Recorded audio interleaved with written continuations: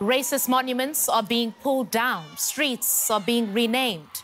Many former colonial nations are facing a moment of reckoning over the actions of their forebears. Today, we look at how colonialism has shaped our past in Africa, how it is impacting our present, and we ask what needs to be done so that the future looks different. Black people are still trying to fight for their rights and still trying to have a space, not being second-class citizens. The colonialists, they took everything that could benefit Africans. We as the African people, we forgot where, I believe we forgot where we came from. Hello, I'm Chrissy Munda. Welcome to DW News Africa. The world seems to be taking notice of persisting symbols of racism and the need to confront the legacy of colonialism. In the US and the UK, a number of statues of slave owners and colonialists have been defaced or taken down in recent weeks. In Belgium, local authorities removed the bust of King Leopold II in the city of Ghent. And here in Berlin, preparations are underway to rename an underground train station because the current name is derogatory to black people. It may be a new conversation around the world, but not in Africa. Think back to South Africa in 2015, when students at the University of Cape Town successfully lobbied for the removal of a monument to Cecil Rhodes, another colonialist. For weeks, crowds of students protested on the campus. Rhodes' statue was, to them, a symbol of institutional racism that they say persisted at the university. And across Africa, people are fighting a similar battle. Our first report takes us to southwest Cameroon, where my colleague Blaise Eyong met one activist who's been working for decades to erase tributes to colonizers. Andre Blaise Osama has made it his mission to take down street signs bearing names of colonial figures from the past. Today, his target is Charles de Gaulle, the former French president and World War II leader. In Douala, Cameroon's financial hub, many streets are named after colonialists. Osama wants to change that.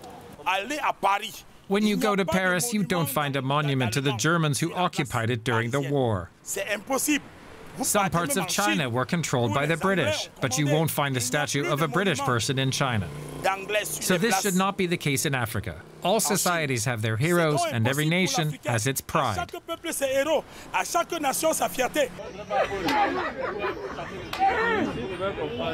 Osama has been tracking down monuments for the last 5 years. This statue of Philippe Leclerc, a French World War II general, is at the top of his list. Osama has repeatedly toppled and beheaded the general, and the government is tired of putting him back up again. Agents have Osama under surveillance, and a fence has been built around the statue to keep him away. He's lucky he's protected by this fence. Everything we say is backed by evidence. The historical evidence is clear. Everything that has been written about Leclerc is a way of paying homage to France. But we are not in France.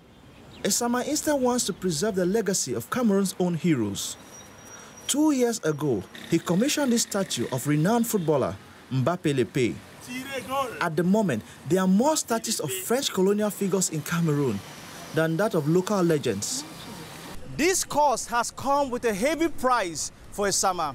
Since 2015, he has been to prison every single year for putting down monuments of French colonial figures in Cameroon. Like most young people in Cameroon, 31-year-old Kamani Stella supports Osama. She visits him whenever he's arrested and held in detention. Our brothers, sisters, and parents fought for us. We have not recognized their sacrifice. At the same time, we are putting up monuments to colonialists. I don't think that's right. Osama is hoping his campaign will change people's views of the past by replacing symbols of colonialism, celebrating instead Cameroon's own achievements, and the goal of advancing future prosperity. For many people, the removal of racist and colonial monuments is an important step to erase painful reminders of the past. But of course, there is much more to do because colonialism continues to impact the lives of people on the continent in the present day and in many different ways. Our reporters in Ghana, South Africa and Kenya took to the streets to ask people how they felt colonialism affected them today. I grew up in an education system that made me myopic in terms of how I think, you know. Sometimes as a Ghanaian, I don't think I've been that creative or been that solution-oriented in finding solutions to certain problems I can solve myself, but because of the way I have been trained. Colonialism makes Africa in such a big way that it brought division amongst us as Africans. As we now cannot come together and see eye to eye as Africans, because we now regard each other as enemies instead of us coming together with that brotherly love and helping each other build up. Personally, I have relatives in Burkina Faso and Mali, but because of colonialism, when I visit them, I'm seen as a stranger from Ghana and not a member of the family. So my family is so fragmented that it's difficult to even connect with them. For me, the family system has been broken because of colonialism. A lot of our resources are still owned by companies from outside, so from our former colonial masters, and our governments are more interested in inviting those guys to come as external investors and giving them interest and, you know, tax breaks and everything they can do, as opposed to seeing how we, the locals, can be able to invest in our own countries. We don't own our economies. So a number of examples given here of how the past impacts the present. Another issue is one of disproportionate land ownership on the continent. It's also a legacy of colonialism. Between 1860 and 1960, settlers and white-owned companies took 1.5 million square kilometers of land from indigenous people in southern Africa. That's more than a third of the land. Much of it was not returned despite the formal ending of colonialism. In Namibia, for example, white people own some 70% of the farmland today, but make up just 6% of the population. That's despite government attempts at land reform. South Africa has similar inequalities. 72% of commercial agricultural land is in the hands of its white minority. Parliament there is working on a plan to redistribute some of this land, but that's the situation as it stands. In Kenya, the Talai and Kipsigis people are still fighting for their land. In 1902, British colonialists drove them from their homes in the lush Western Highlands to make way for tea plantations. Last year, with the help of Kenyan and British lawyers, they started a collective effort to push the UK government to account for colonial-era injustices. At the time, DW travelled to Kericho to meet some of the victims. Here's their story. Hardship and suffering have followed Ludia Cherotich her entire life. When she was just a child, she was separated from her family. Together with thousands of Talai and Kipsigis people, she was expelled from her ancestral lands. At 96 years old, she still vividly recalls the trauma of that experience. I don't remember the date, but the hour we were chased away was 4 in the afternoon. I was so frightened. My stomach started aching, and I started vomiting. Ludia's parents were forcibly removed to so-called national reserves, making way for acres and acres of profitable tea plantations. Today, they are owned by multinational companies. Ludia stayed behind to work on one of the British tea estates. There, she was repeatedly raped by her employer, who got her pregnant. When the white man, as she calls him, attacked her for the first time, she was only 13 years old. There was nothing I could do. He used a lot of force to overpower me. I didn't understand what was going on. I was in a lot of pain and I was crying a lot. When Kenya became independent in the 1960s, Ludia was left to fend for herself, as an outcast with 3 biracial children and no money or land to live on. Today, she is one of more than 100,000 victims who are demanding that a United Nations special investigator open an inquiry into their plight. British soldiers expelled families from their homes, stole land and livestock, and committed gross human rights violations, all for the sake of planting this crop. The victims of this land appropriation say there is blood in the tea here. They want reparations for their maltreatment and, above all, an apology for the crimes committed under the Crown. 94-year-old Kiborang Gasura still lives in Kericho, the last survivor of one of the biggest mass deportations to Gwasi. That was 1934. Many members of his family died. He still hopes the complaint lodged with the UN will compel the UK to answer for its colonial crimes. I feel so much pain. Why are the British delaying compensation for the suffering and not giving back to us the land they took away from us until there's no one left to testify? The other old men have died. I'm the only one left to tell the suffering of Gwasi. Like Kibore, Ludia and her daughter hope she'll be able to witness an apology. If they ask for forgiveness, we will not refuse to accept. We will not refuse. That apology never came. Sadly, Ludia Chirotich has since passed away without experiencing the return of her ancestral land or any other form of reparation. The case of the Talai and Kipsigis is ongoing. I'd like to bring in Rodney Dixon, a British lawyer representing them. Mr. Dixon, thank you for making time. Time is ticking for many of these claimants. Where is this case at? The case is with the United Nations at the moment, but it's also with the United Kingdom Foreign Office. We have lodged the complaint and case there and taken it to the United Nations to act as expeditiously as possible because every day matters to those who've been waiting so long for acknowledgement and apology and compensation. This lawsuit is against the UK government, but the land is currently in the hands of private companies, Unilever for one. How will all this come together?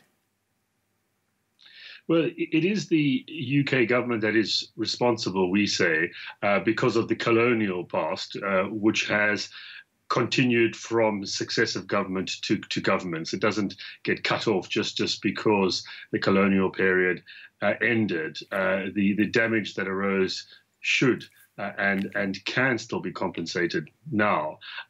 But to the extent that the land is owned by others now, then they have to act to ensure that they compensate persons properly, or where the land is actually no longer being used or not being used to return that land. It's really a question of getting around the negotiating table and hammering out a constructive and positive solution. That can be done, and for too long it's been avoided. Let us talk about that solution. What outcome are you pursuing here? The victims, first and foremost, my clients want acknowledgement for what has happened, and they want an apology. Many have said who are old that they don't want to die without hearing that apology. That's the main thrust of their claim. I think that would apply to any of us who were in their situation. Beyond that, yes, people do want compensation so they can get on with their lives, and also where it is possible to restore land to do that. This is not some kind of land grab. People have tried to paint it in that way and demonize it. Not at all, far from it. It's an attempt, a legitimate and rightful attempt to get an acknowledgement for what has happened in the past and compensation that is commensurate in the circumstances. Mr. Dixon, what are the obstacles that stand in the way of cases such as this one, and what needs to change? Often the biggest obstacle is the time that has passed. Legislation is often in place, as is the case here, to stop actual claims being brought to court, which seems rather unfair. I think we would all agree. Just because time has passed doesn't mean that there shouldn't be a remedy, especially when people have been trying for so long. So there are time obstacles, but then frankly, there's just the obstacle of those now who are in power not wanting to acknowledge what has happened, a concern that might open the floodgates to many historic injustices. And that can't be a reason either, we say. There needs to be a true moral awakening and recognition here. And that can readily be done, and it will be to everyone's benefit. This is in the interests of all parties. It's not one-sided. Mr. Rodney Dixon, thank you for your time, sir. The chances of that moral awakening, as Rodney Dixon puts it, appear slim. We reached out to the British Foreign and Commonwealth Office and asked if the UK government was willing to issue a formal apology and offer reparations to claimants. We received the following statement. While the FCO understands the pain and grievances felt by the Kipsigis and the Talai peoples of Kericho County, the FCO does not accept liability for the alleged violations.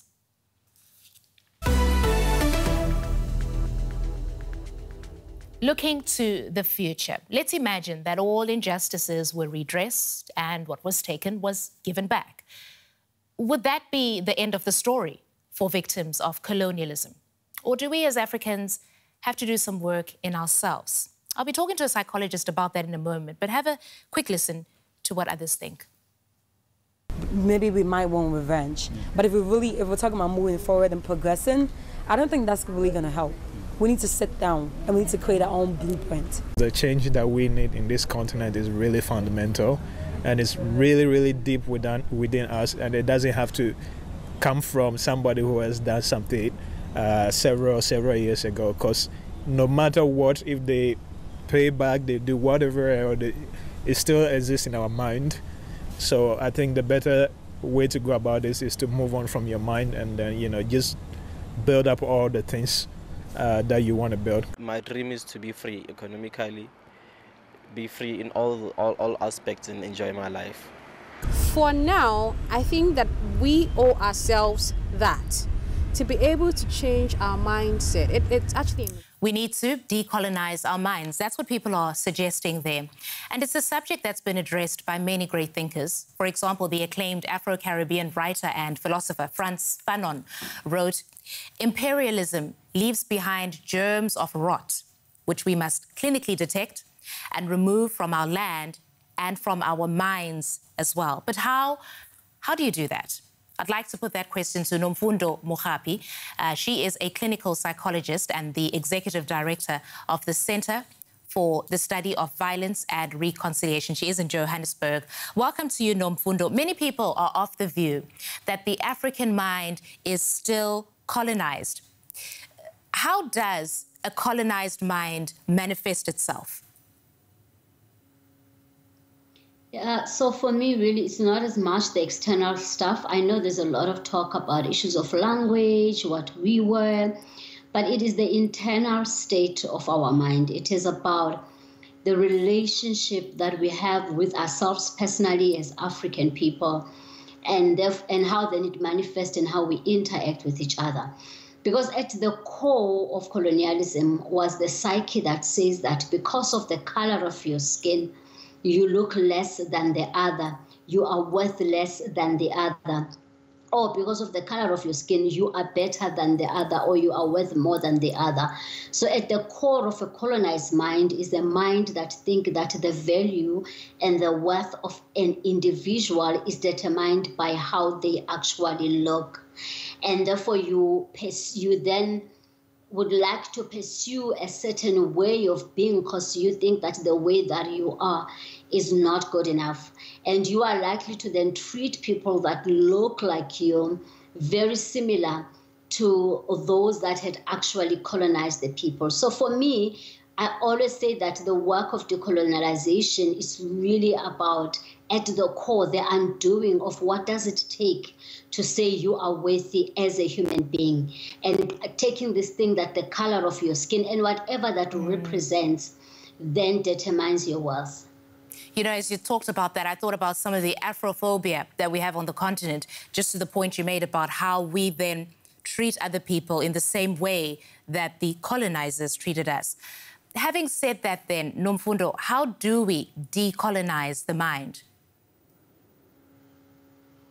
So I always say that at the core of decolonization is the work of the reclaiming of our dignity. Actually, I don't think it's even just reclaiming, it's fighting for our dignity and our worth. The work that we need to do as the African people is, I like what Martin Luther King said. He said, at the core of our blueprint, we have to have this sense, this unshakable knowing that we are worthy, that we are significant as human beings. It is not about the color of our skin. It is not about the car we drive. It is not the external things that determine our worth. Because if as a people we could really, so there's a lot of transformation that we need to do around just this innate sense of not being enough, of worthlessness, where we then use the external things to try and fit that in, and be able to know our worth and treat other people the same way. That is the greatest work. The negative messages we've been told about ourselves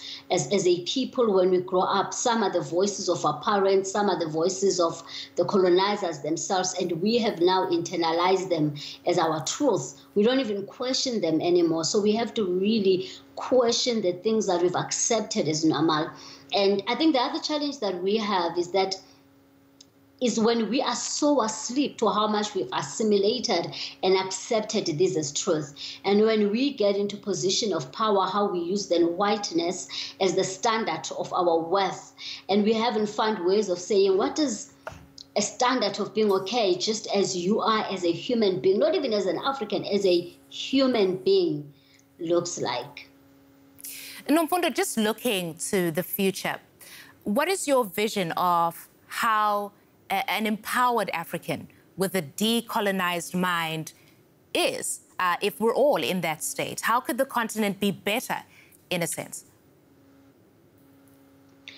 I think for me, an empowered African would be an African who is absolutely sure of who they are, that they don't need to feel that they must prove themselves for being here in the world, that by being human, by being born into this world, they belong to this world. It is their space to occupy. It's an African who is very clear about their sense of direction and don't feel that they either have to excuse and be apologetic for who they are, or that they have to constantly be fighting to prove themselves to others. But they are so comfortable in their skin, they are so confident in who they are. They then treat other people with that same respect, and they are able to then pull up other Africans and make them see their worth inside of them. For me, that is an empowered person. That's Nomfundo Mogapi, the Executive Director of the Center for the Study of Violence and Reconciliation in Johannesburg. Thank you so much, Nomfundo, for that insight. Thank you. What does an empowered Africa look like to you? I'm keen to know, so write in the comments section or get in touch with me directly. My Twitter handle is @Mundwa7. I look forward to hearing from you. Bye-bye.